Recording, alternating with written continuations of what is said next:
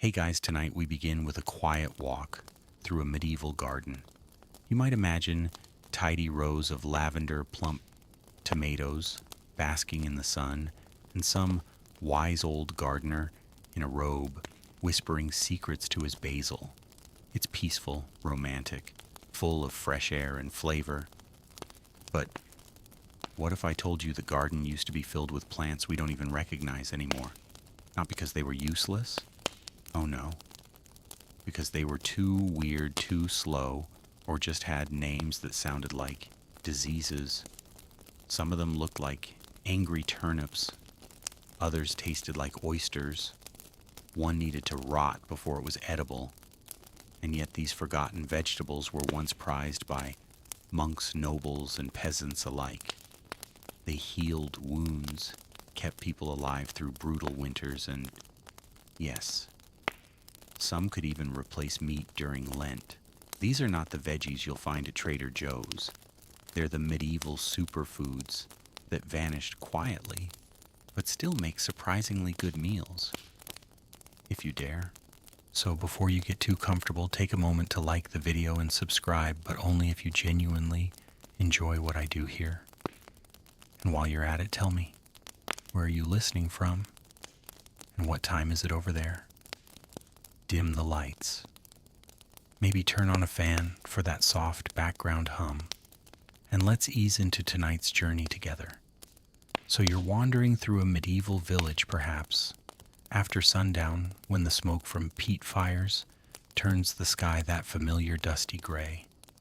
You're tired. Your shoes are wet. Your blanket is technically just an old potato sack. Dinner better be good.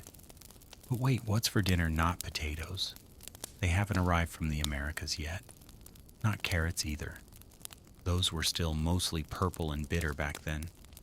No, if you're lucky, you're getting skirret. Yes, skirret. A vegetable so forgotten spell check refuses to believe it's real.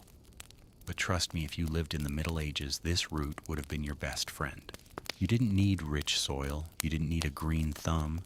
You just planted skirret once, then ignored it. And months later, as if by underground magic, a cluster of sweet, pale roots would be waiting for you. It's like nature's version of set it and forget it, except instead of burning your dinner, it quietly saves your life. Skirret wasn't flashy. It didn't scream for attention like herbs with fancy names or bitter leaves that needed a medieval PR team. But it worked. It was sweeter than carrots, softer than parsnips, and get this, even the royals loved it. Palace gardens had skirret plots. Kings requested it. Queens preferred it roasted with honey. Nobles, those finicky eaters with embroidered sleeves and fragile stomachs, demanded skirret in pies. It was basically the medieval truffle, only easier to grow and slightly less French. But where skirret truly shined was in survival.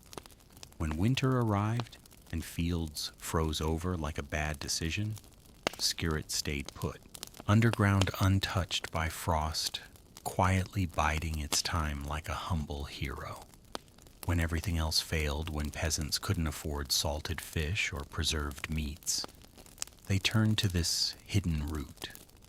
Old farming books even called it the comfort of the poor man's table. Skirret was their food bank, their pantry, their "we're going to be okay" in plant form. And let's talk versatility. You could boil it, roast it, mash it, stew it. Skirret pies were a thing. Skirret fritters. There were probably skirret arguments in taverns about whose recipe was best. It was like the medieval potato, before potatoes were cool. But spoiler alert, modern agriculture had other plans. Farming moved on. Faster growing crops took the spotlight. Bigger, shinier roots grabbed the market. Skirret was left behind, quietly fading into culinary obscurity like a retired actor from a black and white film no one streams anymore. And yet beneath all that, there's something almost poetic about skirret.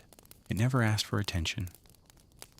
It just showed up, did its job and helped people survive.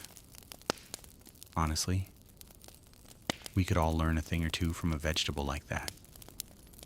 If skirret was the dependable friend who quietly got you through hard times, then Alexander's was the surprise guest at dinner who somehow knew exactly what spices you needed. And despite the name, no, Alexander's wasn't a person.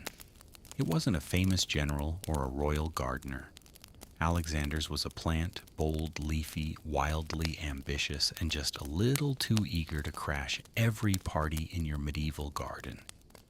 Imagine this: you wake up in your thatch roof hut, stretch your aching back, and open the door to find that Alexander's has once again taken over half your herb patch. It's growing along the path between the rocks by the well next to the chickens.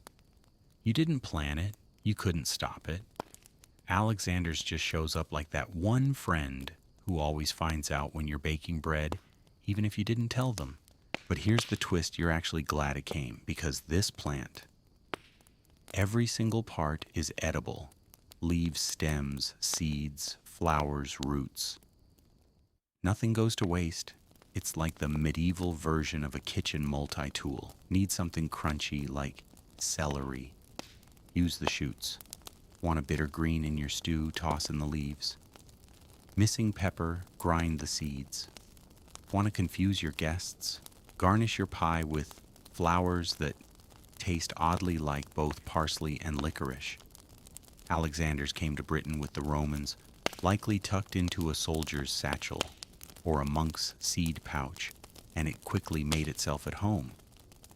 Medieval farmers didn't so much cultivate it as accept that it had decided to be cultivated. They saw the potential and embraced the chaos. In garden books from the 1300s, Alexander's is mentioned with the kind of fond exasperation reserved for toddlers and untrained dogs. Hard to control, but undeniably useful. This thing grows up to 6 feet tall, topped with bright yellow blooms that buzz with happy bees and other helpful insects. Doesn't care about soil quality or polite garden boundaries. It thrives in coastal cliffs, roadside ditches, and, most insultingly of all places, where everything else you planted has already died. You could try to tame it, but why would you? It was basically the freelance employee of the plant world, always around, does the job, no paperwork required. Medieval cooks loved it not just for its adaptability, but for its unique flavor. Some described it as celery, with a slightly musky undertone. Others thought it tasted like a wild cousin of parsley that had spent too much time in the forest drinking herbal tea.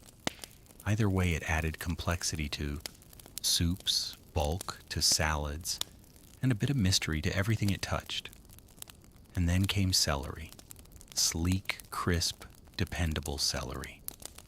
Somewhere around the 1700s, Alexander's began its slow decline. Celery tamer, easier to market, and with none of that unruly sass, swept into kitchens across Europe.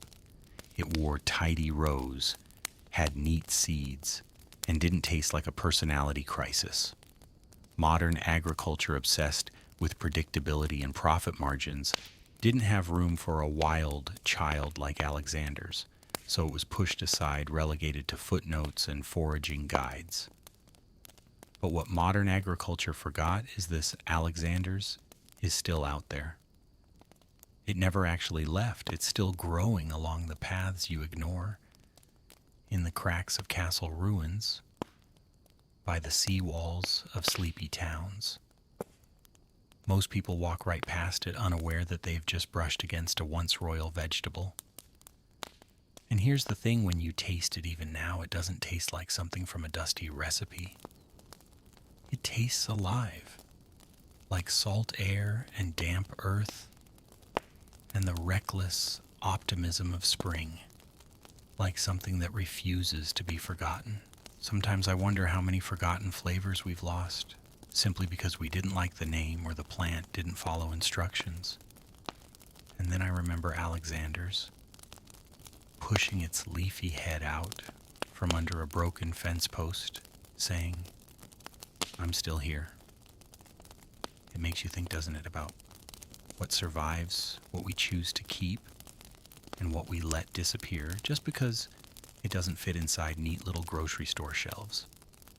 So the next time you see a tall green stalk waving from the roadside with yellow flowers nodding in the breeze, don't pull it out. Don't ignore it. Nod back. Say hello. It might just be an old friend waiting to be invited to dinner again.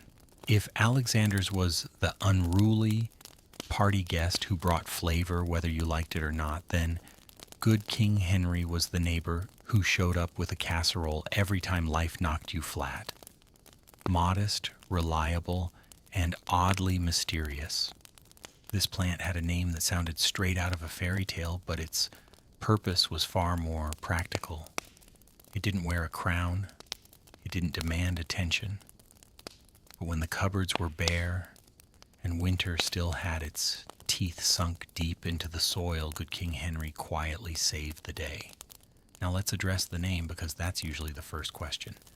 Who exactly was good King Henry? No one knows for sure. It wasn't named after a monarch with a passion for gardening or a saint who blessed the spinach patch.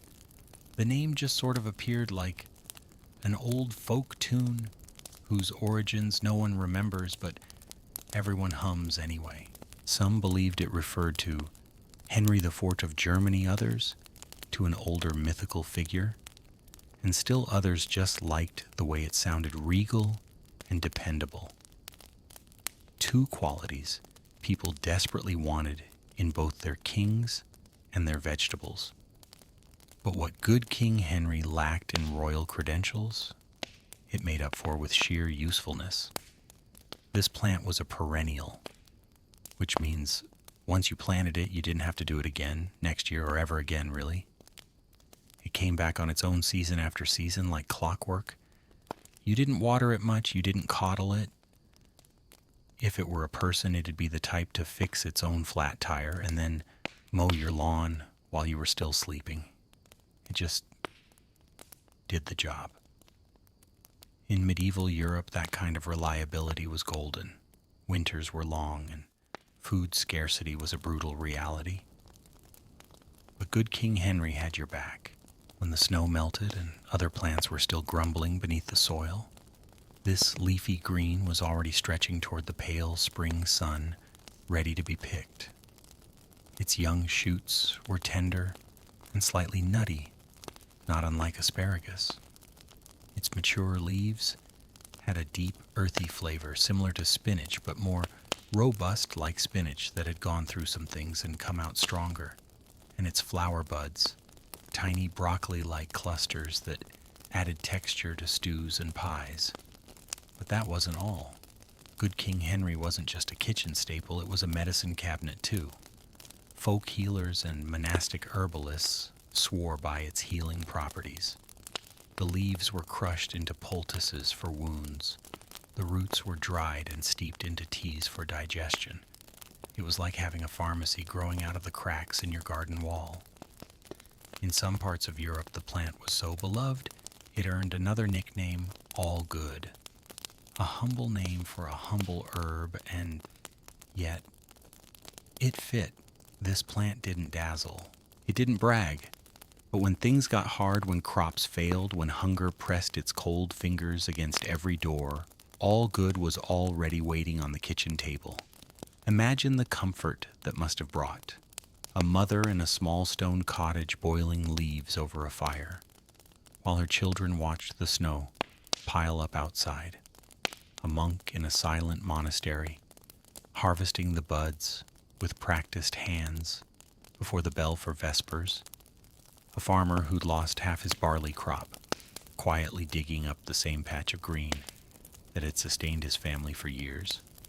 Good King Henry was dependable, and in the Middle Ages, dependability meant survival. But of course, modern life is allergic to things that don't come pre-washed and vacuum sealed. As agriculture industrialized and tastes shifted toward flashier vegetables with longer shelf lives and better marketing campaigns, Good King Henry got pushed aside. It didn't grow fast enough, it didn't ship well. It didn't photograph like kale or have a trendy backstory like quinoa. So one by one, it disappeared from our gardens, from our plates, from our collective memory. And yet, it never really left. Like so many forgotten plants, it still grows in the corners, behind old barns, along the stone fences of abandoned cottages, in the quiet places where no one looks anymore. Good King Henry is still there waiting, as always, without fuss, which makes you wonder, what else have we lost in our rush for convenience? What wisdom was buried with these plants, not in science books or recipe scrolls, but in the lived experience of people who trusted them? We talk a lot these days about resilience, about food security and going back to the land. But maybe resilience isn't about creating something new. Maybe it's about remembering what once worked and asking, why did we ever forget? So, if you ever spot a leafy green growing with quiet defiance near an old farmhouse or monastery ruin, take a second look. If it's sturdy, if it seems like it belongs there, if it looks like it could survive a windstorm better than your modern salad mix, it might just be Good King Henry. No fanfare, no flash, just food, just healing, just all good. Now, if Good King Henry was the steadfast friend who always came through when times were tough, then Salsify was the eccentric cousin who showed up once a year, smelled faintly of the sea, and had a flavor that made people go, wait, what is this? Salsify is without question one of the strangest vegetables in the medieval garden. Not because it looked odd, though its long, skinny, dark-skinned root wasn't exactly winning beauty contests, but because of what happened when you cooked it. See, when you boiled or roasted salsify just right, it didn't taste like a root vegetable at all. It tasted like oysters. Yes, oysters. A root that grows underground in the cold, damp soil of northern Europe. Somehow ended up with the creamy, briny flavor of shellfish. You can almost picture the first medieval cook to discover this leaning over a steaming pot, muttering, "Why does this stew taste like the coast of Normandy?" And then realizing with a mixture of delight and confusion that they'd stumbled onto the most convenient seafood substitute of the century. This wasn't just a culinary party trick, it was a lifeline. Because if you were a deeply religious medieval person, and most people were, you spent a good chunk of your year avoiding meat. Lent alone meant 40 days of no land animals, and there were dozens of other meatless days sprinkled throughout the calendar. Now, if you lived near the coast, you had options. But if you were inland far from fishmongers and tidal pools, what were you supposed to eat? Enter salsify. It was quite literally the poor man's fish. Monks grew it in monastic gardens. Herbalists wrote about it in their plant books. Cooks sliced it thin and slipped it into stews to mimic the texture of clams or cod. It wasn't just a trick, it worked. And in a time when flavor options were limited, a vegetable that reminded you of something forbidden and delicious, that was priceless. There were actually two kinds of salsify in the medieval world, white salsify and black salsify. They looked similar, long, root-like, with rough skin, but the black variety was darker and had a stronger, slightly more complex flavor. You had to peel them before cooking, of course, because the outer layer looked like something you'd sweep up behind a stable. But beneath that ugly exterior, culinary magic. And here's where things get even more impressive. Salsify didn't just taste good. It survived like a champion. While other vegetables sulked in root cellars or rotted in sacks, salsify stayed in the ground, through snow, through frost, through weeks of gray skies and cold fingers. You didn't care? You could dig it up in December and January, even in the cruel heart of February, and it would still be crisp and edible. Imagine that no fridge, no icebox, just nature's little oyster impersonator waiting patiently underground for you to remember it existed. And once you harvested it, you could store it for months. No special treatment, no jars or pickling or elaborate rituals. Just tuck it away in some sand in a cool cellar, and it'd be there for you whenever you needed it. In a medieval world where winter meant actual danger, real hunger, real scarcity, that kind of reliability was sacred. But you know how this story goes by now. Salsify, like so many of its forgotten cousins, was eventually pushed aside. Not because it failed, not because it lost flavor or grew less useful, but because it didn't fit the shiny, efficient world that agriculture was becoming. It grew slowly, its skin was gnarly, its name was hard to pronounce, and it didn't look good in supermarket lighting. So modern farming said thanks but no thanks, and salsify faded from cookbooks and gardens, replaced by faster crops and prettier faces. But let's take a moment to appreciate what we lost. A vegetable that grew when nothing else would. That tasted like the ocean. That fed monks during spiritual fasts and peasants during literal ones. That hid its treasures behind a rough exterior, waiting only for someone patient enough to peel it back. It's poetic, really. Because how often do we overlook something valuable just because it doesn't come in flashy packaging? How often do we ignore the slow, strange, and subtle in favor of the quick, the shiny, the obvious? Maybe salsify isn't just a root. Maybe it's a reminder that the world used to move slower. That flavor came from patience. That food wasn't just calories, it was comfort, memory, connection.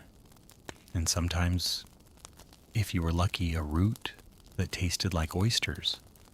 So the next time you're walking through a winter garden or flipping through a dusty cookbook, look for salsify. Or better yet, plant some. It may not be trendy, it may not be beautiful, but it's honest. It's useful. And if you give it time, it might just surprise you. And now, dear listener, we move from a vegetable that pretended to be seafood to a fruit that didn't even pretend to be edible until it had thoroughly rotted. Enter the medlar, a medieval delicacy, so misunderstood, so patient, and so weird-looking that modern grocery stores wouldn't touch it with a 10-foot organic produce label. Let me paint you a picture. You're in a medieval orchard. The apples are long gone. The pears have all been dried or pressed into perry. But hanging on the branches, clinging through the first frosts of autumn, are these brownish, wrinkled, stubborn little fruits. They look like miniature rotten pumpkins. Or maybe if you squint, tiny withered moons with suspiciously puckered ends. And yet people love them. Well, not at first. Fresh off the tree, the medlar is a disaster. It's rock hard. It's unbearably astringent. You take one bite and your mouth turns into a tiny screaming void of regret. No one eats fresh medlars. That would be like biting into a raw artichoke dipped in sand. But here's the twist. The medlar is designed to ripen after being picked. But not just ripen bled. That's the term. A lovely old word that basically means controlled decay. You don't eat medlars until they start to rot. Now this might sound appalling, but blet doesn't mean moldy or mushy beyond salvation. It's more like a softening of the fruit, a chemical transformation that occurs slowly, in the dark, usually in a straw-lined basket somewhere in the cool corner of a pantry. Weeks pass. The skin darkens. The inside goes from chalky white to deep brown. And then if you wait just long enough, you press a thumb into the side and it yields gently like overripe cheese. You scoop out the flesh and it's soft, fragrant, cinnamon sweet, almost like applesauce crossed with fig jam. Medieval people adored this. Medlar tarts were served at winter feasts. Medlar jelly was stored in jars like precious treasure. They even made medlar wine because why not turn a rotting fruit into something fancy? But what made medlars truly special wasn't just the flavor, it was the timing. These were the last fruits to ripen before winter, when all the other sweetness of the season had vanished, when the nights grew long and meals turned bleak. The medlar was still waiting, quietly, bleeding in the pantry, promising one last taste of autumn before the snow arrived. And you have to appreciate the patience that requires. In today's world, we want fruit to be bright, shiny, and Instagram ready. We want snap crisp apples and strawberries that look like they've been polished with love and Photoshop. We're not trained to wait for a fruit to go brown, sit in the dark, and slowly become delicious. But the medieval mind understood this.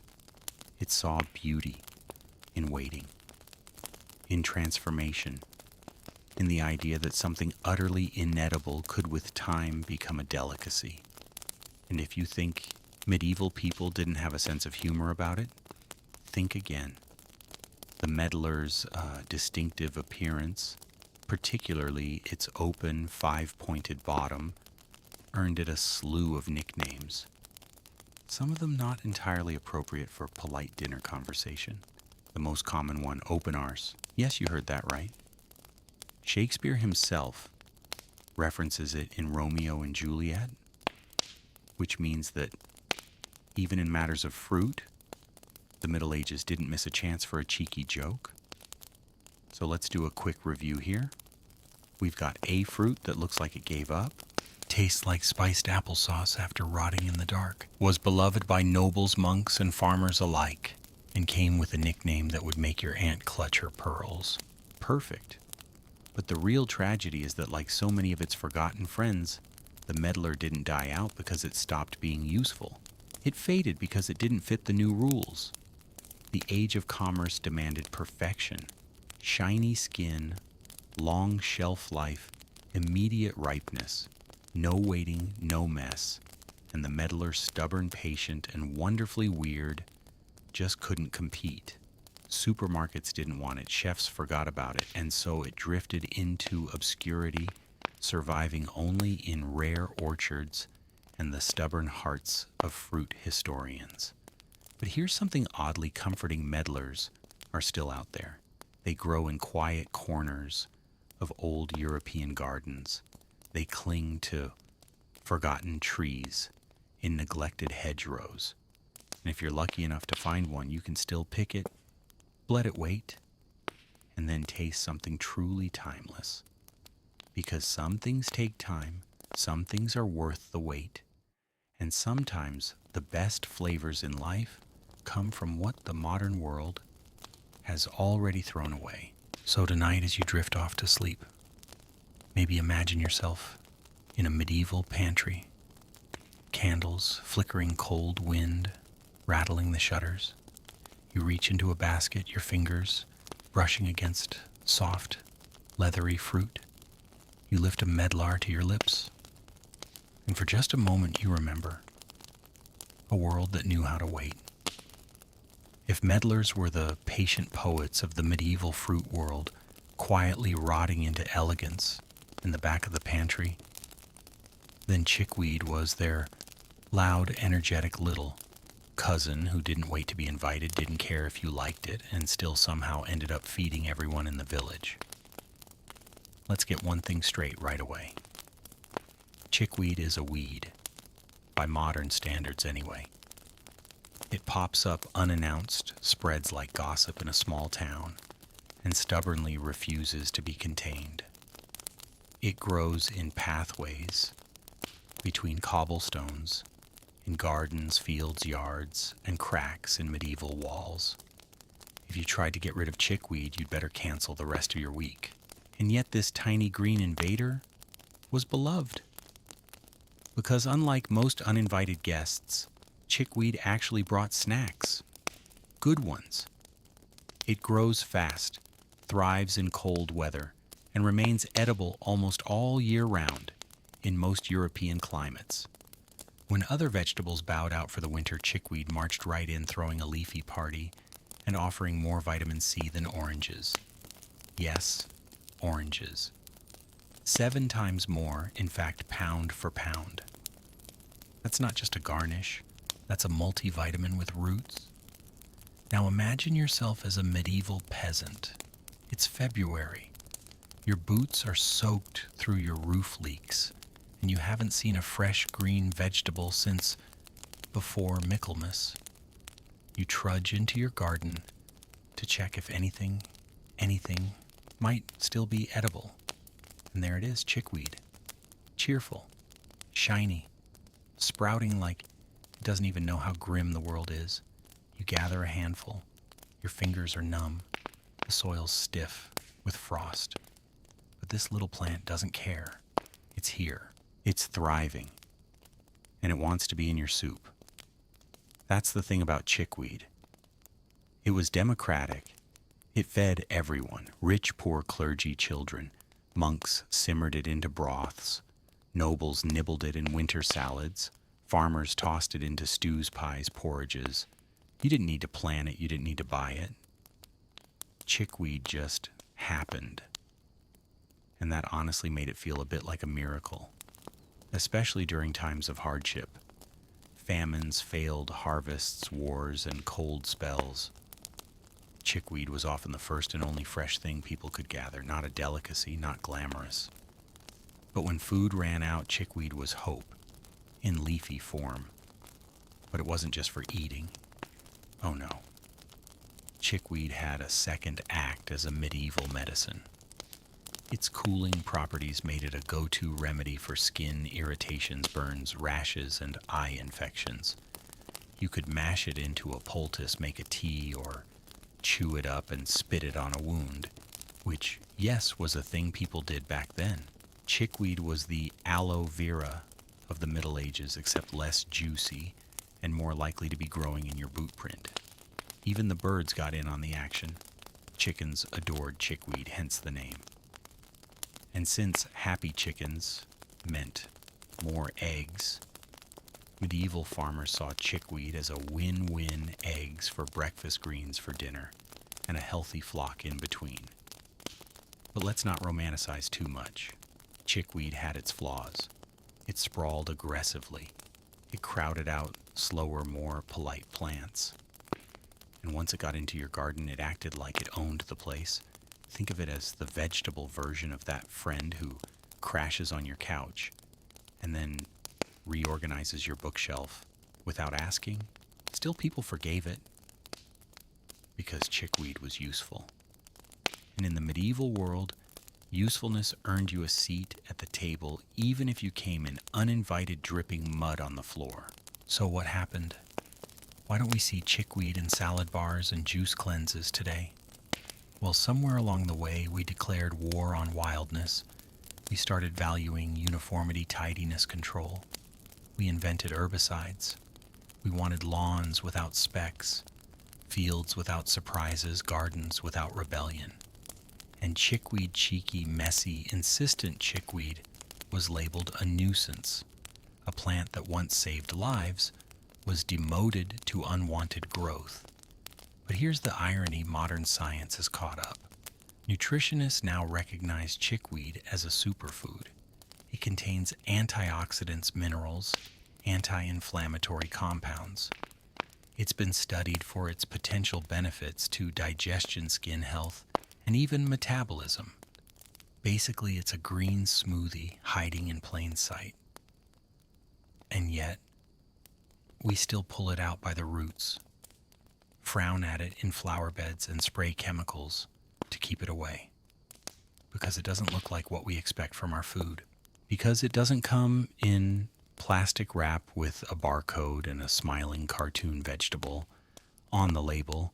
But the earth doesn't care about packaging. The earth cares about persistence. And chickweed is nothing if not persistent.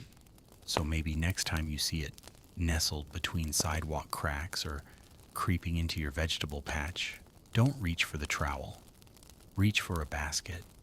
Pick a handful. Add it to your soup. Taste what your ancestors tasted, something wild, something nourishing, something surprisingly good. Because chickweed never asked to be forgotten. It just kept growing. And maybe that's what makes it beautiful.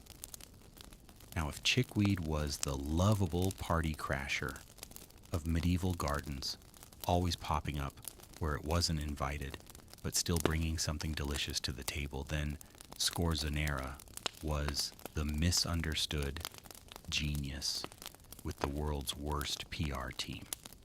Let's start with the name scorzonera. Say it out loud. It sounds like a spell you'd cast to cure a medieval rash, or maybe the name of a fashionable 14th century disease. Sorry, my lord, I shan't make it to the joust today. I've come down with a bit of scorzonera.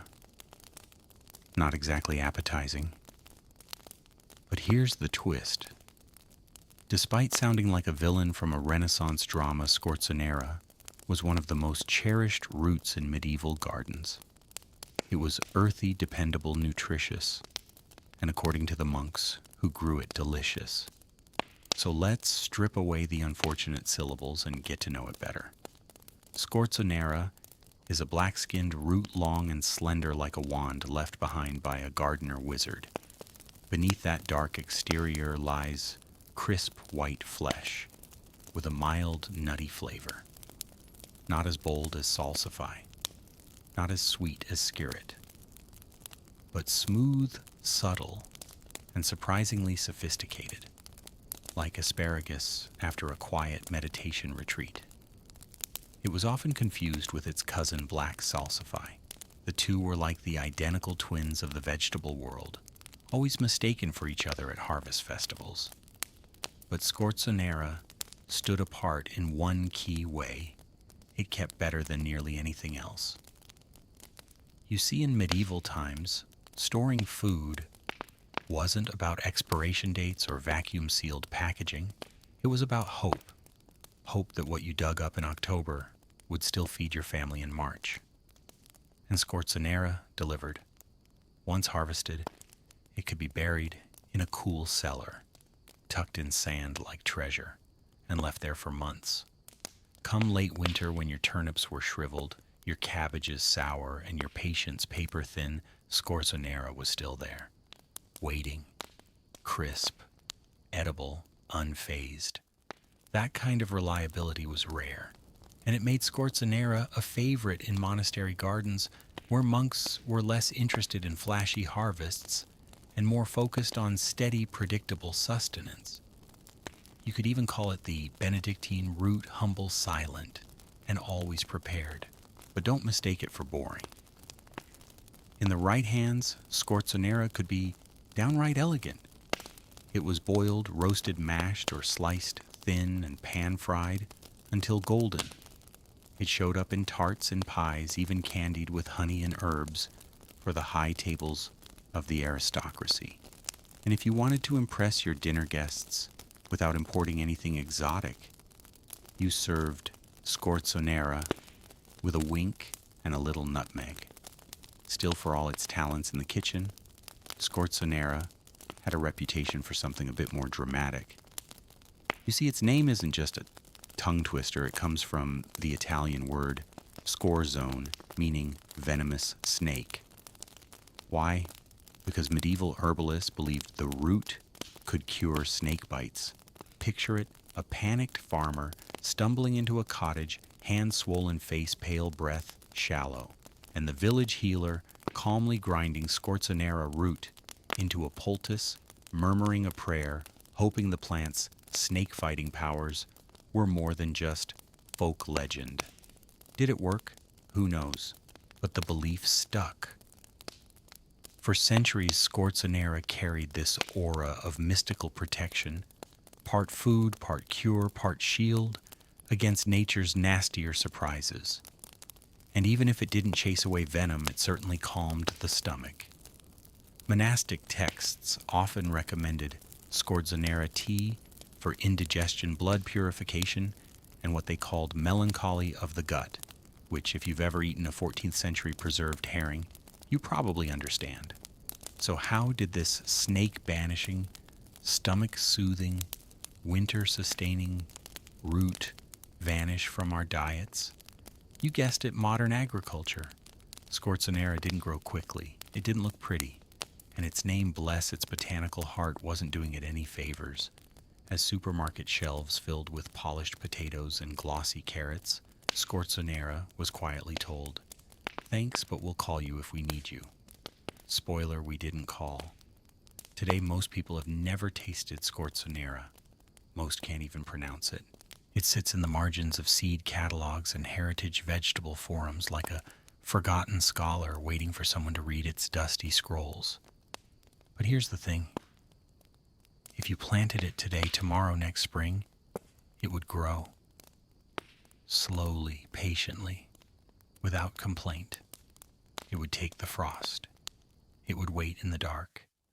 And when winter came again, it would be there for you, just like it was for the monks, the peasants, and the healers who once counted on it. It doesn't ask for much. Just a little space, a little time, and a gardener willing to look past appearances and into possibility. And maybe that's what Scorzonera has always been about. Quiet strength, hidden worth, the kind of plant that doesn't demand attention but absolutely deserves it. So tonight, as you settle under your covers, think about that old, awkwardly named root. Imagine it sleeping in the sand beneath a monastery floor, holding steady while storms rage and fires flicker. Imagine its white flesh keeping families full and its strange name whispered with reverence. And maybe, just maybe, imagine planting one someday. Not for the harvest, but for the history. If Scorzonera was the medieval introvert hiding strength beneath a rough exterior, then Welsh onions were the quiet overachievers who never made a fuss, never asked for credit, and still managed to feed entire families year after year, season after season, without breaking a sweat. Now let's get something out of the way right off the bat. Welsh onions are not from Wales, and they're not really onions either. They're like that kid in school who wasn't technically on the honor roll but still tutored everyone else. These plants had an identity crisis before it was cool, and yet somehow, despite the confusion, they became one of the most beloved vegetables in medieval gardens. Originating from East Asia, Welsh onions found their way to Europe along old trade routes, likely carried by merchants who didn't have time to explain that no, this wasn't the kind of onion you were used to. But when it sprouted in European soil, it stayed, it thrived, and it made itself very useful. The magic of the Welsh onion lies in its perennial nature. Once you plant it, it keeps coming back every spring, every year, without having to be reseeded. Each plant divides and multiplies over time, creating tight clusters of green shoots that fan out like a leafy bouquet. One medieval gardening text, written in the kind of delicate Latin that always sounds more mysterious than it needs to, claimed that a single Welsh onion plant could feed a family of 4 for over a decade. That's 10 years of soups, stews, salads, and broths, all from one persistent little patch of greens. No digging, no replanting, no begging the heavens for good weather.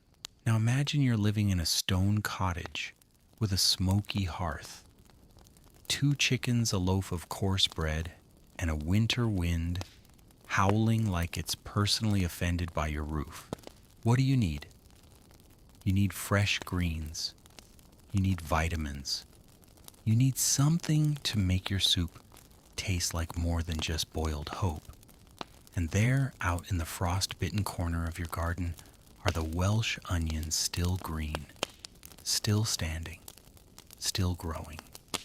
They're the winter soldiers of medieval cuisine, shrugging off snow and cold like it's just a slightly inconvenient Tuesday. People use the hollow green shoots like scallions, chopping them into pottage or layering them into bread dough. They added them to eggs, tucked them into pastries, and sprinkled them on top of roasted turnips. The flavor was mild but bright, a little onion, a little garlic, a lot of comfort. And when you'd taken all you needed, you didn't pull the whole thing up. You let it stay rooted. You let it divide naturally. The plant took care of itself. You just gave it space. In a way, the Welsh onion was the plant version of a kind neighbor, dependable, low-maintenance, quietly generous. But of course, no good deed goes unpunished in the world of modern agriculture. As farming became commercialized and markets demanded uniformity, Welsh onions began to lose their footing. They didn't form large bulbs like true onions. They didn't store well. And their name confused people. Consumers wanted real onions, the kind that come in nets and make you cry while chopping. So gradually, Welsh onions were nudged out. Not banned, not erased, just forgotten, passed over in seed catalogs, omitted from trendy farm-to-table menus, treated like a relic of poor gardens and practical grandmothers. And yet they never stopped growing. Because the thing about perennial plants is they don't need permission to return. You can forget them, you can move away, you can build a stone wall over their bed. But give them half an inch of soil and a week of mild sun, and they'll be back, whispering through the frost, quietly green, quietly alive. It's almost poetic, really, because Welsh onions, in their unassuming way, represent a different kind of abundance. Not the kind that piles up in markets or sparkles on plates, but the kind that endures, the kind that stays, the kind that says, I'm still here if you want me. And that's a kind of richness we don't talk about enough. We chase novelty, purple carrots, rainbow-charred hybrid tomatoes named after galaxies. And sure, those are fun, but there's something deeply grounding about a plant that doesn't need to reinvent itself. That just shows up year after year and feeds you. Welsh onions remind us that not everything valuable comes with fanfare. Not every flavor has to dazzle. Sometimes it's enough for food to be faithful. So if you ever stumble across them on a foraging walk in an old garden or buried in the neglected corner of a friend's greenhouse, don't overlook them. Bend down, touch the cool green stalks, smell the soft onion scent that clings even in winter air, and maybe bring some home. You won't need to fuss. You won't need to beg them to grow. Just give them space, and they'll do the rest.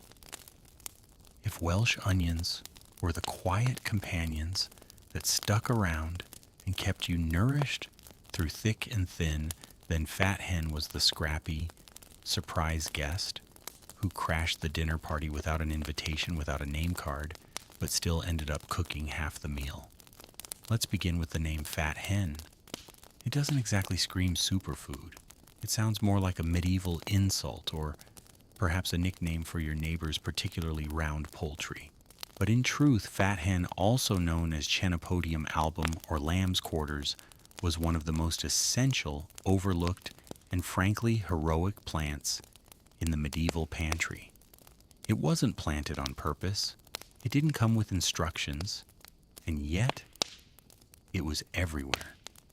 Growing wild across Europe, Fat Hen sprouted in gardens, fields, alleyways, and waste grounds.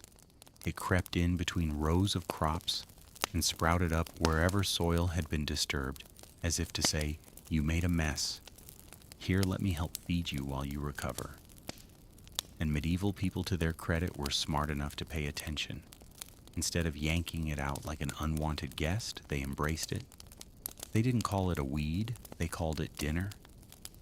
Because here's the astonishing thing: fat hen was and is ridiculously nutritious. More protein than cabbage, more iron than spinach, more calcium than kale, and it grew without effort, without fuss, without fertilizers or fancy composting strategies, just water, sunlight, and a little space. If medieval vegetables had marketing slogans, fat hens would have been good enough for your chickens, even better for you. Farmers often let their poultry feed on it, hence the name, and hens that ate it laid more eggs, grew plumper, and lived longer. But while the chickens pecked at it for fun, the humans took it seriously. They gathered the tender leaves, boiled them like spinach, sautéed them with onions, or tucked them into pies and stews. And during the worst of times, famine, sieges, long winters when crops failed and salt pork ran out, fat hen was sometimes the only green thing left standing. It didn't just supplement the diet, it saved lives. Archaeologists have even found fat hen seeds in medieval trash pits, which tells us that people were harvesting it, intentionally processing it, and at times grinding the seeds into flour during lean months. It wasn't a garnish, it was a staple, a lifeline, a humble weed elevated to culinary royalty by necessity and gratitude. But fat hen wasn't just food. It had medicinal uses too. Its leaves and stems were brewed into teas that helped with inflammation and digestive troubles. Poultices made from fat hen were applied to swollen joints and rashes, and mothers used its gentle, mineral-rich leaves as nourishment during recovery from childbirth.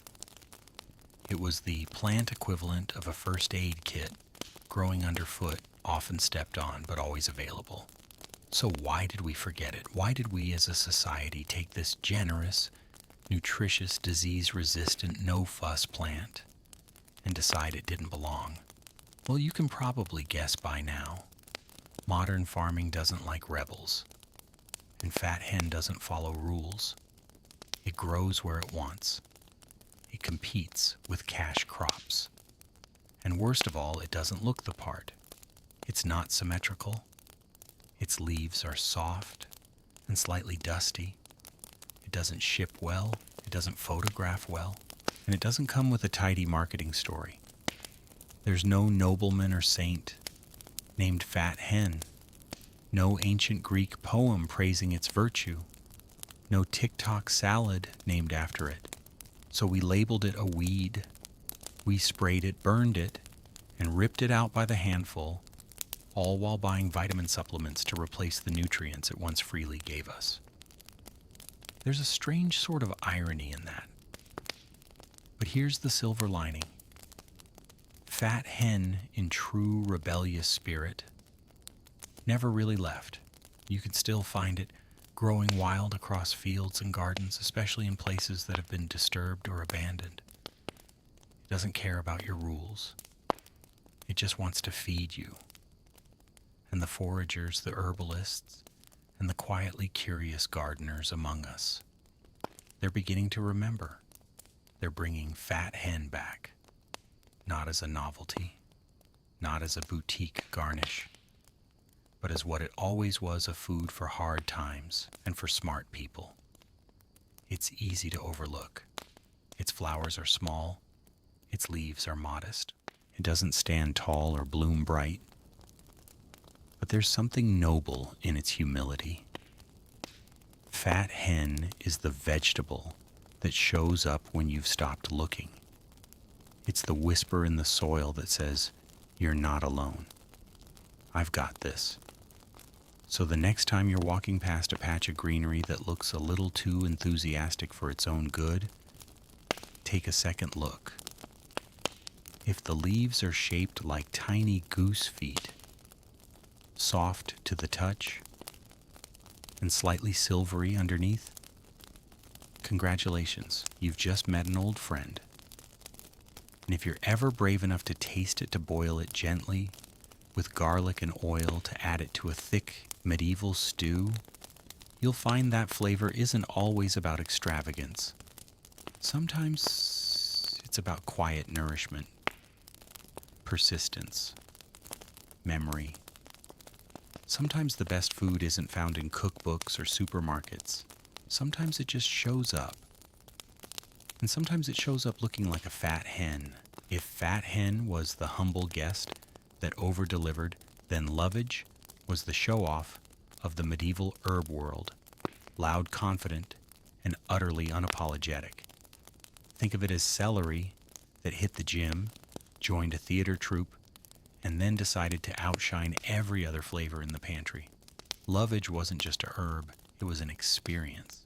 The flavor intense. A bold fusion of celery, parsley, and something sharp that grabs you by the taste buds and shouts, "Hey, pay attention, you didn't use a handful, you used a sprig." Just a single leaf could turn a pot of soup into a declaration of culinary war. It didn't blend in, it dominated. It was the kind of herb that made you question whether the cook was brilliant or just slightly unhinged. But medieval people, they loved it. And not just for the flavor. Lovage was considered a superstar in the garden. Monks planted it religiously, literally, in their monastery plots. Roman soldiers carried seeds as they marched across Europe, tucking them into every patch of dirt they could find. Wherever they settled, lovage followed like a fragrant green shadow with big herbal opinions. Well, because lovage wasn't just delicious, it was medicinal dynamite. Its leaves were dried and crushed to soothe digestion. The roots were steeped into teas to treat kidney issues and bloating. The seeds were ground into powder and added to bread for better flavor, and some claimed better health. Even the hollow stems were candied and eaten as treats. Imagine that sugar-coated celery straws enjoyed by candlelight in a cold stone abbey. And because of its pungent scent, lovage was also used to repel flies and purify stale air. People hung bundles over doorways, tucked sprigs into bed sheets, and even carried it on their person as a natural deodorant. Yes, lovage wasn't just a food, it was a lifestyle. In the medieval kitchen, it reigned supreme. It seasoned meat-flavored broths, infused ales, and added punch to pies. Think of it as the sriracha of the 14th century, used by anyone with a strong stomach and a love for drama. But all good dramas eventually fall out of fashion. As Europe's trade routes expanded and exotic spices flooded in from Asia and the Middle East, the once proud lovage began to lose ground. Cinnamon, nutmeg, and black pepper waltzed into the kitchen with their new, mysterious aromas, and compared to them, lovage began to seem, well, old, familiar, overbearing. People began to complain. Too strong, they said. Too bitter, others muttered. Cooks quietly removed it from recipes. Gardeners let the plants die back. And slowly, the great green lion of the herb world faded into memory. Modern palates tamed by store-bought parsley and bottled dressings weren't ready for lovage's swagger. Supermarkets didn't stock it. Home cooks didn't know what to do with it. And chefs, unless they were into the whole medieval reenactment thing, kept their distance. But the truth is, lovage didn't stop being useful. We just stopped being bold. Because buried under all that intensity is a kind of wisdom, a reminder that flavor doesn't have to be quiet, that not every meal needs to whisper. Some meals, some herbs are meant to sing. And lovage sings in opera. It survives frost. It grows tall, sometimes 6 feet or more. It lives for decades if you let it. One plant can feed your kitchen for 20 years. It's not just efficiency, that's loyalty. So why don't we use it today? Maybe because we've forgotten how to handle strong things with care. Maybe because we're used to foods that fade into the background. Or maybe because the name lovage sounds like a 19th century poet no one reads anymore. But here's the thing, lovage is still here. You can find it in old herb gardens at the back of seed catalogs or growing wild in places where no one bothered to tell it the world had moved on. And if you dare to try it, just a leaf, just a sliver, you might feel something stir. A little rush of flavor, a little shiver of history, and a whisper from a plant that once ruled the kitchen with nothing but confidence and chlorophyll. So tonight, as you drift closer to sleep, think of lovage, not as an ingredient, but as a character. Loud, proud, green, glorious. A herb that didn't go quietly into the compost bin of history. No, lovage is still singing. If lovage was the bold, operatic diva of the medieval herb garden, then corn salad was the soft-spoken understudy, mild, quiet, always present, and criminally misunderstood because of a name that had absolutely nothing to do with corn. Yes, let's get this out of the way. Early corn salad contains no corn. None. Not a single kernel, not a husk, not even a whisper of a cob. The confusion comes from the fact that in medieval Europe, the word corn didn't mean maize. It meant grain, specifically wheat, barley, or rye. So corn salad was just a name given to the little green leaves that sprouted up almost apologetically in grain fields after harvest. It wasn't farmed, it wasn't planted. It simply appeared. And yet, for those who noticed, corn salad became a quiet winter treasure. Picture this: the wheat has been harvested. The fields are bare. The earth is gray and damp and silent. And then one day, something green appears. Tiny rosettes of leaves, soft and tender, growing between the stubble. As if the soil itself remembered you might still be hungry. That's corn salad, also called mashi or lamb's lettuce. Corn salad was the salad green of last resort, and paradoxically, the one that showed up when people needed it most. Because here's the twist: it didn't just grow in winter, it thrived in it. When frost took the spinach, when kale wilted, when the parsley was long gone, corn salad was there. Cool loving, resilient, and delicious. Its flavor was mild with just a whisper of nuttiness. No bitterness, no bite. Just a soft, earthy sweetness that tasted like what snow might taste like if it were made of vitamins. And speaking of vitamins, corn salad is a nutritional powerhouse in disguise.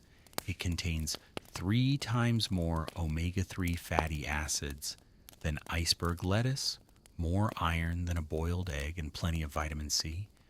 It was quite literally the perfect leaf for keeping scurvy and seasonal gloom at bay. In a world where green vegetables were rare by December, corn salad was a gift.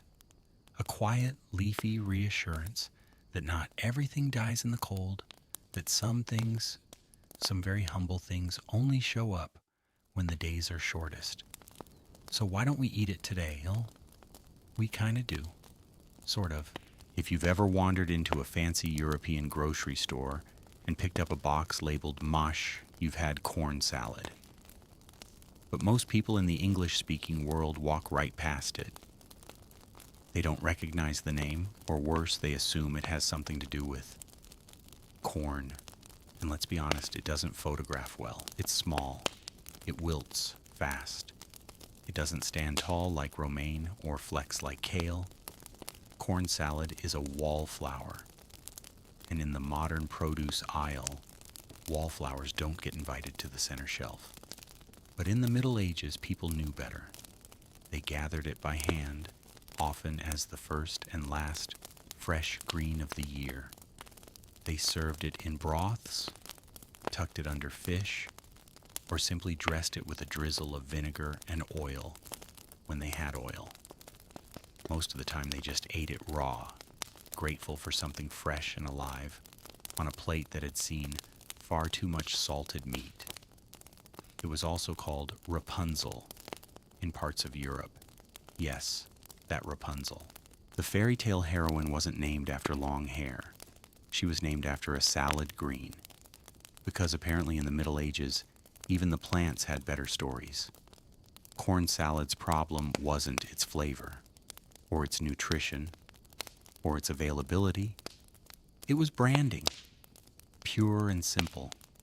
If it had been called Winter Emerald or Frost Leaf Delight, we might still be eating it by the bushel. Instead, it got stuck with corn salad, which made people think of mayonnaise and church picnics. Not great for marketing. And yet, like so many of the forgotten vegetables we've been whispering about tonight, corn salad never truly vanished.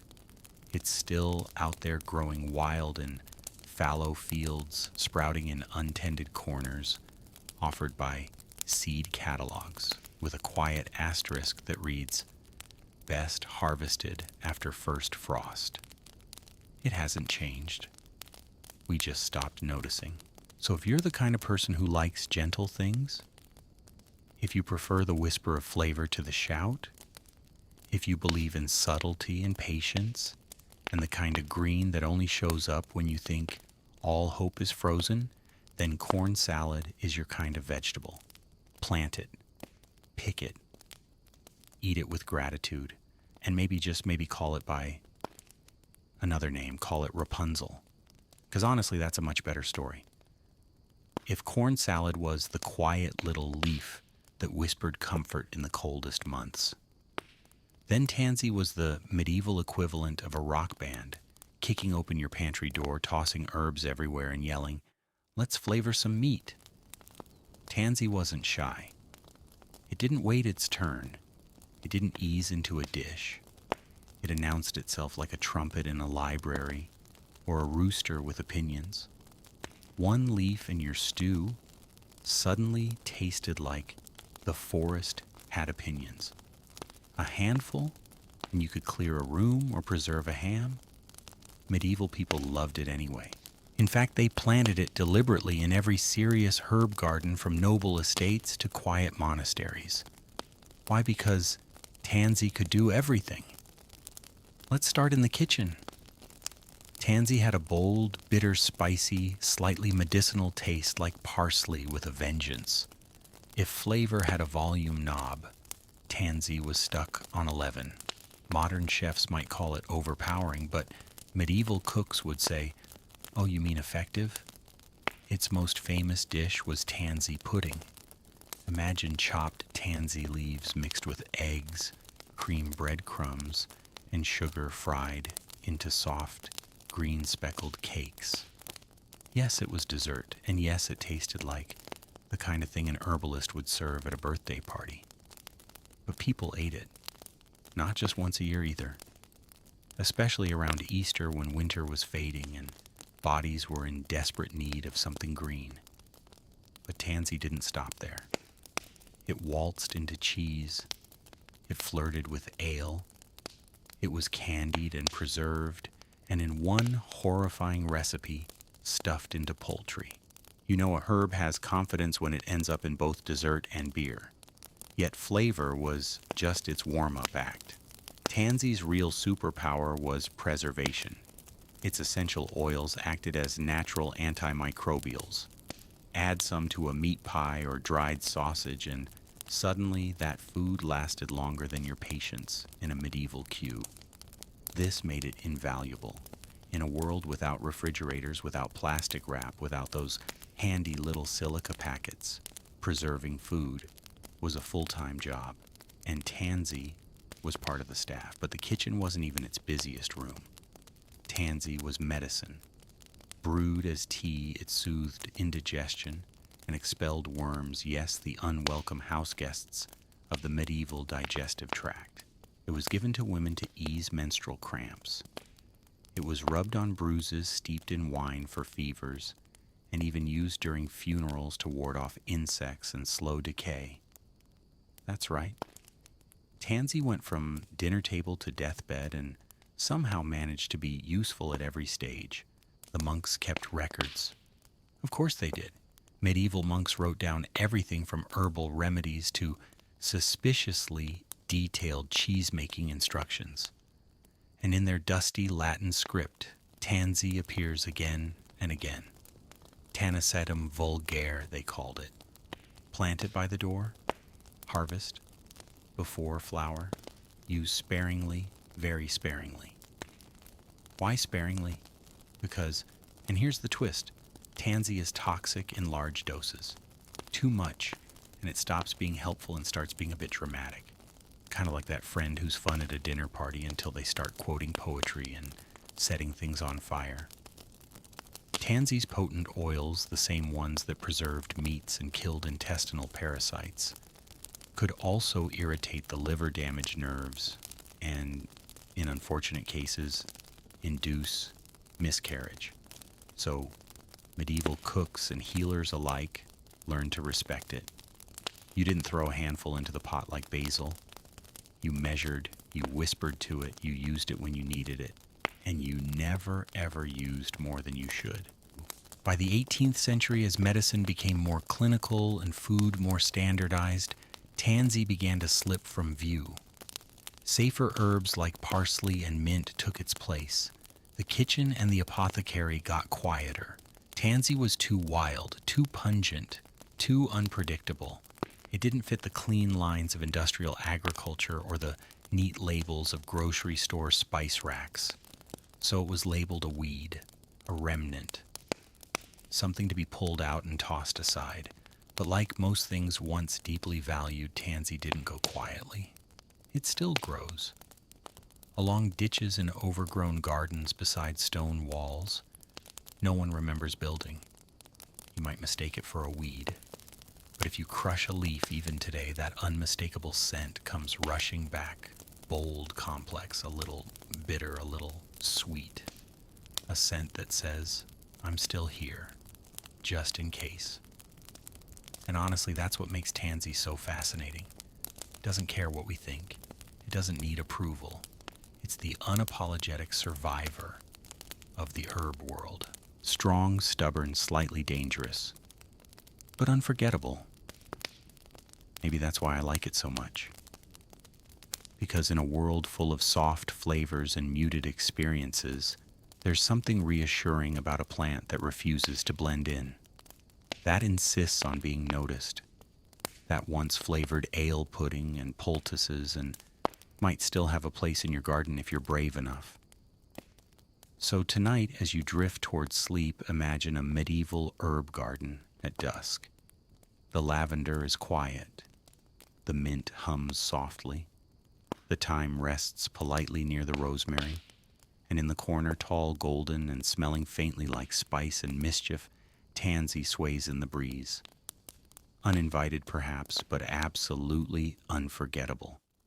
If tansy was the noisy overachiever with a flair for drama, then sea kale was the quiet genius that everyone forgot to invite, but who still brought snacks anyway. Sea kale didn't grow in gardens with neat stone borders or behind abbeys tended by careful monks. No, sea kale thrived where other vegetables didn't dare on the coast, in the salt, in the wind, in sand, so dry it made your teeth hurt just thinking about it. It popped up along rocky shorelines, crept into dunes, and stood bold and green against crashing waves like a vegetable that had spent its youth lifting driftwood. You'd think being so rugged that it would taste awful. But that's where sea kale throws its first surprise punch. Because when harvested at the right time, its young blanched shoots were tender, buttery, and faintly nutty like asparagus, if asparagus had been raised on brine and moonlight. The mature leaves, slightly cabbage-like, yes, but softer, sweeter, and never sulfurous. You could boil them, fry them, stuff them into pies, or stew them gently with leeks and herbs. And what really sealed the deal in medieval hearts was this sea kale had vitamin C levels higher than lemons. In the dark days of coastal winter, when the fishing boats were iced over and the nearest inland orchard was a week's walk and a fever's risk away, sea kale was medicine disguised as supper. It was especially vital for fishing communities. These were the folks living at the edge of everything, the edge of the land, the edge of comfort, the edge of survival. Sea kale didn't just grow for them, it performed for them. It grew, without tending, resisted frost, and laughed in the face of salt spray. Imagine you're a fisherman's wife in 13th century Cornwall. Your husband is gone for days, the children are coughing, and you need something green. Not just edible, but good. You walk barefoot down to the cliffs, and there it is, a patch of silver green leaves pushing defiantly through the gravel, as if to say, "Here, I've got you." And it did. It always did. Medieval people harvested the shoots in early spring before they turned bitter. Sometimes they blanched them under clay pots to soften the flavor, a method as elegant as it was practical. They'd sauté them with onions, pair them with salted fish, or simply boil and eat them with oil and vinegar on days when vinegar could be found. You see, sea kale wasn't just food, it was timing. It arrived exactly when you needed it and expected nothing in return. You didn't have to fence it off, weed around it, or sing to it like your more temperamental herbs. It simply grew and then kept growing. Which begs the question, why did we forget it? Well, no, because it was free, because it was wild, because it didn't wear the uniform of domesticated crops. As agriculture industrialized and food became a product rather than a gift, sea kale's freedom became its liability. You couldn't box it, you couldn't tame it. It didn't care for your tidy rows or your harvest charts. And slowly we stopped walking to the cliffs. We replaced sea kale with store-bought cabbages and standardized lettuces. We built greenhouses and left the beaches to the gulls. And with it, we lost not just a vegetable, but a relationship. Because sea kale was more than a plant. It was a reminder that the world provides. That even in places too harsh, too salty, too cold, there is nourishment. That survival doesn't always look pretty, but it is possible. And yet, like so many of its resilient cousins, sea kale never went away. It just waited, quietly, patiently, on the edges. In the 19th century, a few daring gardeners tried to bring it back. They planted it in proper beds, blanched it under ceramic forcers, and served it at fancy estate dinners with clarified butter. And for a time it saw a modest revival before slipping away again under the shadow of modern convenience. But here's the wonderful thing about sea kale. It doesn't need us. We need it. Walk along a lonely beach in England or northern France, and you might still find it, leaves gleaming with morning dew, roots anchoring deep into gravel, utterly unfazed by neglect. It doesn't complain, it doesn't wither, it waits. And if you gather it, if you boil it gently, season it modestly, and serve it beside something simple, you'll taste what the medieval world once knew, that some of the best meals begin at the edge, where nothing grows, where nothing should grow, where life insists on growing anyway.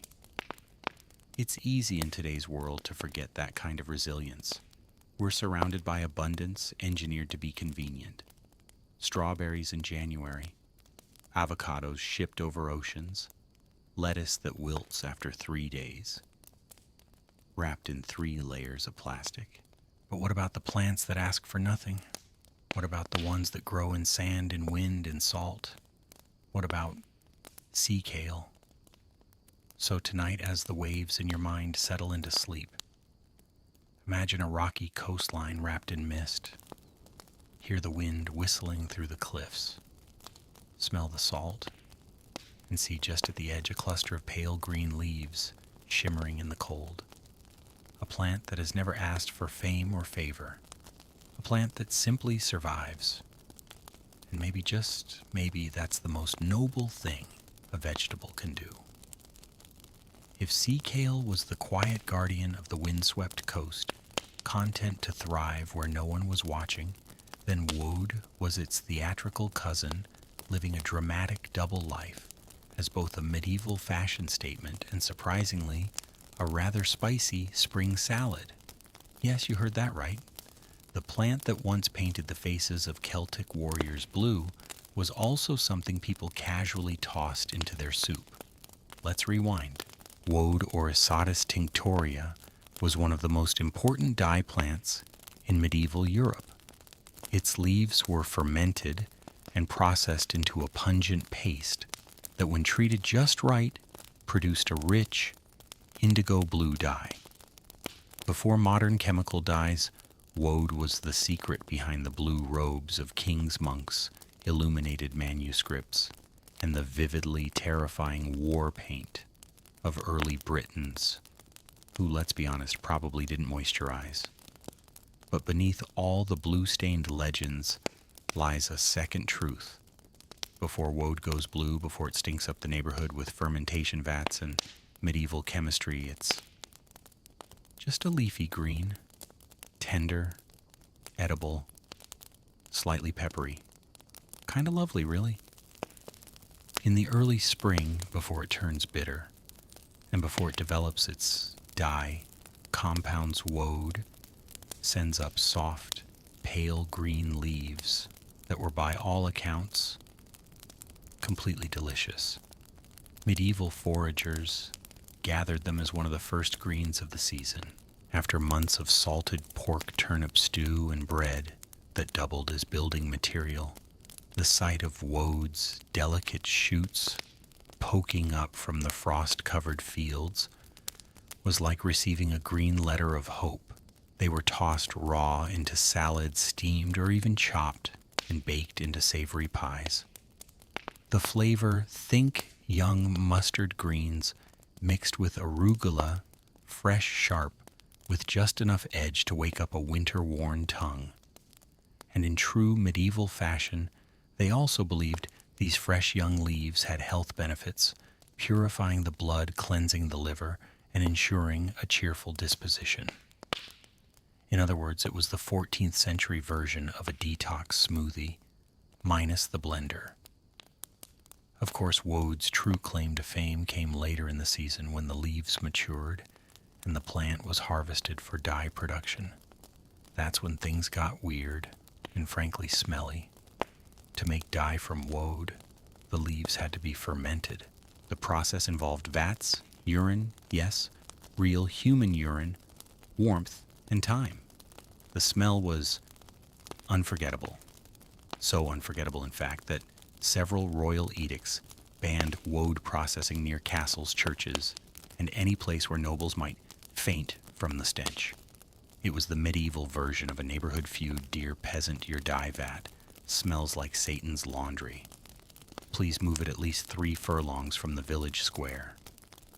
And yet people did it. They endured the stink, because woad blue was beautiful, deep, regal, resistant to fading. It clung to fabric with loyalty, and in a time before synthetic pigments that meant power. Clothes dyed with woad weren't just practical, they were symbolic. Blue meant wealth. Blue meant status. Blue meant you could afford to smell bad for a week and come out looking like royalty. But the dual nature of woad, edible in youth, transformative in age, is what makes it such a fascinating medieval plant. It's both humble and heroic, soup and symbol, lunch and legacy. Imagine you're a medieval dyer in a small town. You grow woad behind your cottage. In March, you pick the tender leaves for a salad to serve with your hard cheese and rye bread. In July, you harvest the rest, stomp it in a vat, and begin the smelly alchemy that will eventually turn drab linen into royal blue. You are both cook and chemist. Your garden feeds the body and the economy. And here's the part that feels almost poetic. The edible part of woad, the soft, early leaves, must be harvested before the plant begins producing its blue compounds. Once the dye properties develop, the leaves are no longer safe to eat. It's as if woad offers you a choice: eat me now or color the world later. You can't have both. And that's the kind of poetic dilemma only a medieval plant would give you. Of course, like many plants with complicated reputations and difficult names, would eventually lost its place in daily life. The introduction of indigo from India, a deeper and easier to produce blue, made woad obsolete by the 17th century. Then came synthetic dyes, and with them the end of stinky dye vats and blue-stained apprentices. As for woad's edible reputation, forgotten, overshadowed by kale and mustard greens and boutique salad mixes with names like Power Blend. But woad didn't disappear, it just stepped aside. It still grows in abandoned fields and along hedgerows in England and France. Its yellow flowers bloom boldly. In summer, its leaves turn tough and dye rich, and if you catch it early just as winter breaks, you can still taste its edible youth. So maybe that's the lesson tonight. Not every plant has to be just one thing. Not every story has to end with a harvest. Sometimes what begins as salad becomes history. And sometimes what dyes the cloth also feeds the hand that wove it. So as you drift to sleep, imagine that edge of spring still cold but whispering green. A forager's basket empty but hopeful. And there, in the corner of a fallow field, a patch of young woad, unassuming, slightly bitter. Just enough to remind you that life begins again. And maybe that salad will dye your dreams blue. If woad gave you blues and salads, then mallow was the plant that tried to do absolutely everything and somehow didn't brag about any of it. You've probably seen mallow without knowing its name. It's that floppy-stemmed, cheerful little plant with soft green leaves shaped like rounded hearts and pale pinkish-purple flowers growing along sidewalks and cracks under fences and absolutely refusing to be contained. The medieval world. Who knew mallow well? Too well, perhaps? Because mallow had a reputation. Not the kind of reputation that earns a plant a statue in the town square. More like the solid, dependable reputation of a neighbor who always shows up when you're sick, helps you fix your roof, and brings soup made from questionable roots. In medieval Europe, mallow was the everything plant. A salad, a stew thickener, a tea, a wound poultice, a cough remedy, a treatment for burns, boils, bee stings, sore throats, stomach cramps, and yes, somehow even heartbreak. It was the medieval equivalent of coconut oil or aloe vera. If something was wrong, you reached for mallow. And the best part, you didn't have to grow it. Mallow grew itself in waste areas, road edges, and the margins of forgotten gardens. It didn't need good soil or fancy pruning. It needed sunlight and an ounce of self-confidence. That's it. Its leaves were soft and edible, with a slightly slimy texture when cooked, kind of like okra, if okra was more polite. That mucilage, as the plant world calls it, was what gave mallow its medicinal magic. It coated the throat-soothed inflammation and gave a little body to soups that otherwise would have been nothing more than hot disappointment. But the funny part about mallow is how normal it was. It didn't taste wild, it didn't smell like herbs or shout for attention. It was the background music of medieval botany. Always there, always useful, never dramatic. Except, of course, for the part where it was also possibly magical. Some medieval texts hinted that mallow could ward off bad dreams, calm angry spirits, and act as a gentle aphrodisiac, which, let's be honest, probably just meant people liked each other more after a warm meal and a soothed throat. There are tales of mallow tea being served to anxious brides, mallow baths given to fretful children, and mallow paste spread on the backs of stubborn husbands, with a wink and a prayer. Whatever the problem, someone probably said, "Have you tried mallow?" And they had. Everyone had. Because in a world where medicine was unpredictable and often terrifying, leeching, cauterizing, drilling skulls to let the demons out, mallow was gentle, safe. It didn't burn, it didn't blister, it didn't require chanting or expensive ingredients. You just picked it, steeped it, sipped it, and waited. And more often than not, you felt better. Let's say you're a 14th century mother of 3. One child has a cough that won't quit. Another has a mysterious rash from poking something behind the latrine. Your back aches from carrying firewood, and your bread came out as dense as a theology textbook. What do? You don't call a doctor. You pick mallow from the corner of the yard. You make tea. You mash some into a paste and apply it to your child's rash. You add a few chopped leaves to your soup because it's spring and you're out of everything else. And that night the coughing eases. The rash fades. You fall asleep before the bread hits your stomach like a stone. That's what mallow did. It didn't save kingdoms or crown saints, but it got families through winter. It wasn't glamorous. It was good.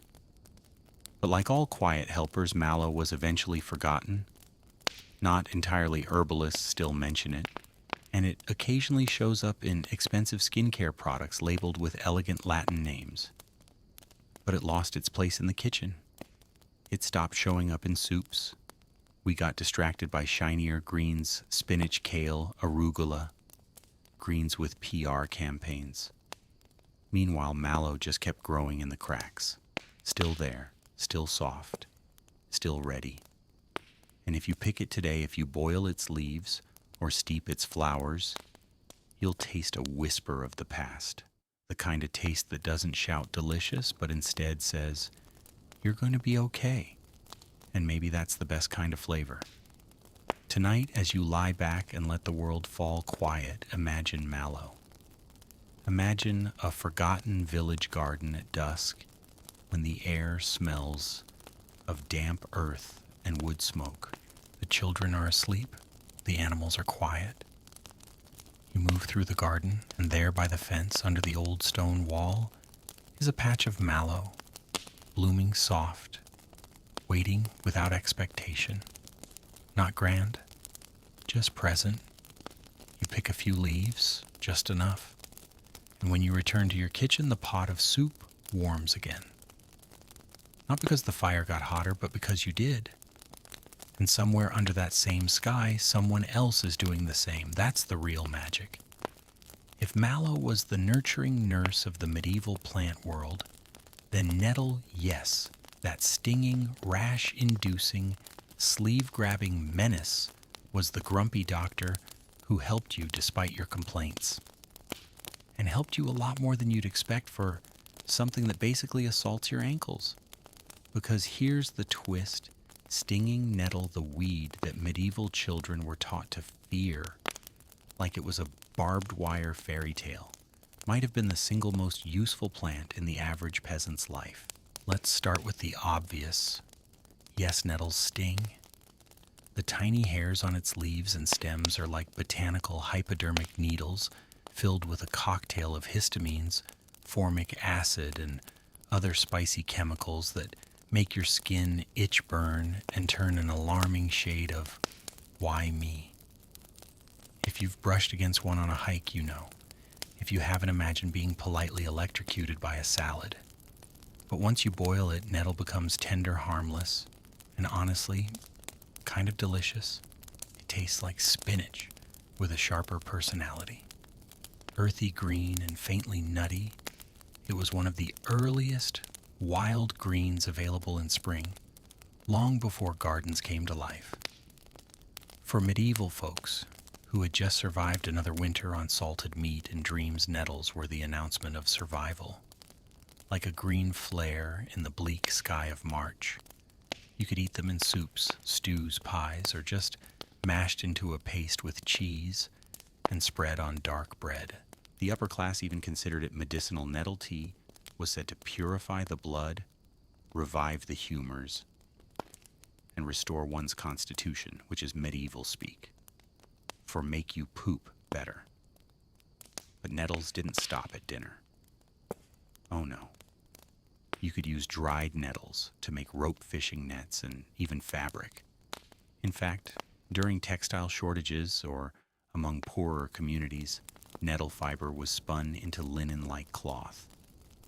It wasn't exactly Egyptian cotton, but it worked. And if you think wearing nettle sounds uncomfortable, just remember so did most medieval fashion. Need something for your joints. Medieval healers whipped up nettle poultices to treat arthritis and joint pain. How by rubbing the fresh plant directly onto the skin, yes, on purpose. The sting was thought to stimulate circulation and draw out the bad humors. It was painful, it was bizarre, and according to some folks it worked. This was not a salad. This was warfare therapy, and it doesn't end there. Nettles fed livestock, cleaned gutters, and were even tossed into compost piles to speed up decomposition.